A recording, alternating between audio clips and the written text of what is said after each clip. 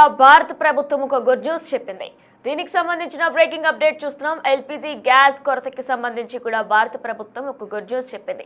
అయితే రెండు ట్యాంకర్లకు సంబంధించి కూడా ఇటు ఇండియా వస్తున్నాయంటూ కూడా భారత ప్రభుత్వం చెప్తుంది. హార్మూజ్ జలసంధి దాటి గల్ఫ్ లో చిక్కుకుపోయిన రెండు ఇండియన్ షిప్లు త్వరలోనే భారత్కి రాబోతున్నాయి.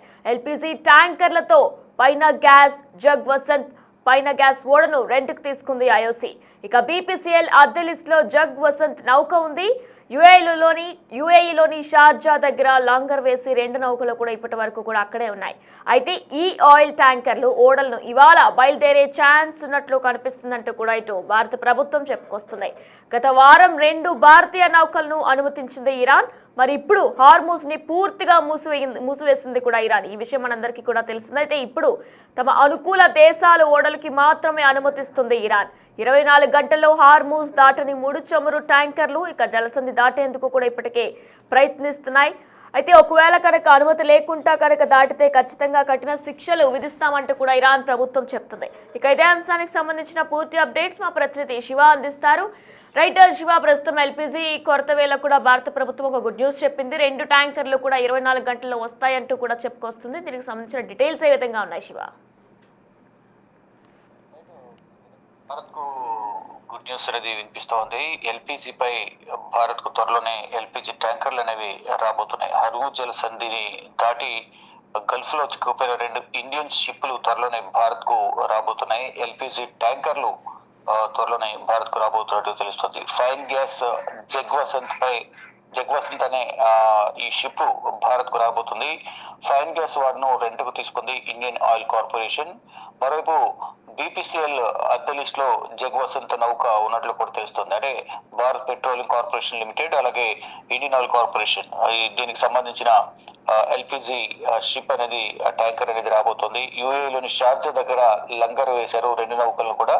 ఈ ఆయిల్ ట్యాంకర్ల ఓడలను ఇవాళ అక్కడి నుంచి బయలుదేరే అవకాశం ఉన్నట్లు కూడా తెలుస్తోంది.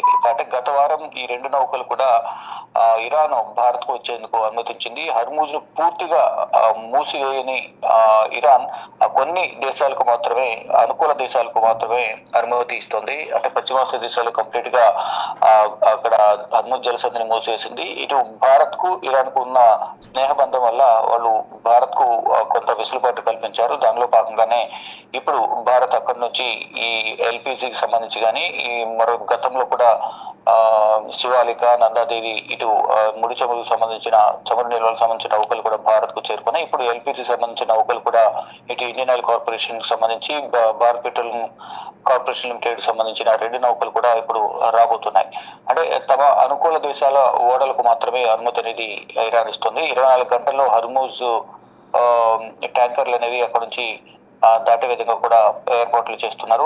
జలసంధి దాటేందుకు ప్రయత్నిస్తే దాడి చేస్తామంటూ కూడా ఇరాన్ హెచ్చరించింది. అంటే ఇతర దేశాలకు సంబంధించిన ఏ ఒక్క షిప్ కూడా హర్మూజ్ జలసంధిని దాటకుండా చర్యలు తీసుకుంటున్నారు. దానిలో భాగంగానే ఎవరికి అనుమతి అనేది ఇవ్వడం లేదు. ఇటు భారత ఓడలను దాటించేందుకు విదేశాంగ శాఖ ప్రయత్నాలు చేస్తుంది. ఇక్కడ భారత విదేశాంగ శాఖ మంత్రి జయశంకర్, అలాగే మరోవైపు ఇటు ఇరాన్ విదేశాంగ శాఖ మంత్రి, ఇటు రక్షణ శాఖ మంత్రులు మాట్లాడుకుని అక్కడ జలసంధి వద్ద ఎటువంటి ఇబ్బందులు లేకుండా అక్కడ ఉన్న నౌకలను, భారత నౌకలను పంపించే విధంగా కూడా ఏర్పాట్లు చేస్తున్నారు. అంటే ఇటీవల ఇటు విశాఖలో జరిగిన మిలాన్ లో పాల్గొని తిరిగి వెళ్తున్న సందర్భంలో భారత్ ఇరాన్ నౌకకు షెల్టర్ ఇచ్చిన నేపథ్యంలోనే ఆ కృతజ్ఞతతో వాళ్ళు భారత్ కు సహకరించేందుకు ప్రయత్నాలు చేస్తున్నారు. దానిలో భాగంగానే ఆ మిలాన్ నుంచి తిరిగి వెళ్తున్న 3 షిప్లలో ఒక షిప్ ను ఈ అమెరికన్ సబ్మెరైన్ పేల్చేయడంతో దాంట్లో ఉన్న ప్రయాణికులు చాలా వరకు చనిపోయారు. కొంతమందిని మాత్రమే కాపాడగలిగారు. తర్వాత మళ్ళా రెండో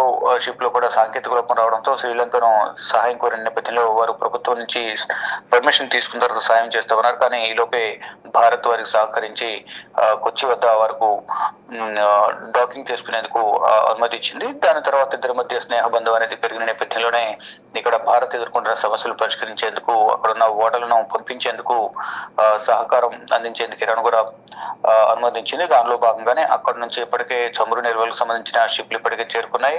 ముంబై, బాంద్రా అలాగే గుజరాత్ చేరుకున్నాయి. తర్వాత ఇప్పుడు ఈ ఎల్పిజి లిక్విఫైడ్ పైప్ గ్యాస్ ఏదైతే ఉందో, పెట్రోలియం గ్యాస్ ఏదైతే ఉందో అది పంపించేందుకు అనుమతించిన నేపథ్యంలో ఇండియన్ ఆయిల్ కార్పొరేషన్ అలాగే భారత్ పెట్రోలియం లిమిటెడ్ కార్పొరేషన్ సంబంధించిన ఈ షిప్పులు రెండు కూడా బయలుదేరిపోతున్నాయి. అక్కడ నుంచి భారత్ కు చేరుకున్న తర్వాత భారత్ లో కూడా ఈ ఎల్పిజి కొరత అనేది తీరే అవకాశం అయితే కనిపిస్తోంది. వినయన ప్రస్తుతం ఎల్పిజి ట్యాంకర్లు వస్తున్న నేపథ్యంలో ఎటువంటి అంటే ఎంత టైంలో అవి రావచ్చు, అలానే కొంచెం ఉపశమనం కలుగుతుంది అనుకోవచ్చా?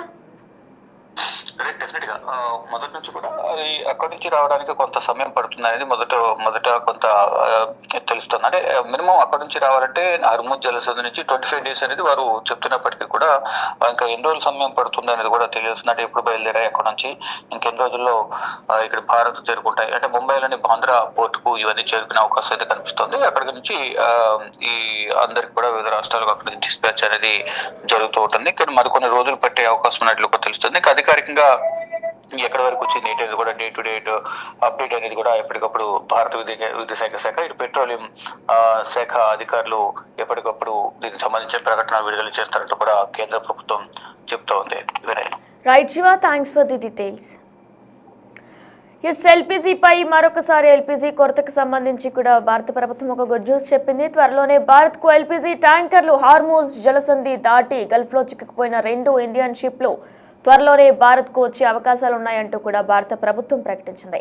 ఇక పైన్ గ్యాస్ ఓడ్ రెంట్ కు తీసుకున్న ఐఓసీ బీపీసీఎల్ అద్దె లిస్టులో జగ్ వసంత్ నౌక యుఏఈలోని షార్జా దగ్గర లాంగర్ వేసి 2 నౌకలు కూడా అక్కడే ఉన్నాయి. ఇక ఈ నేపథ్యంలో ఈ ఆయిల్ ట్యాంకర్లు ఓడలను ఇవాళ బయలుదేరే ఛాన్స్ ఉన్నట్లు కూడా కనిపిస్తుంది.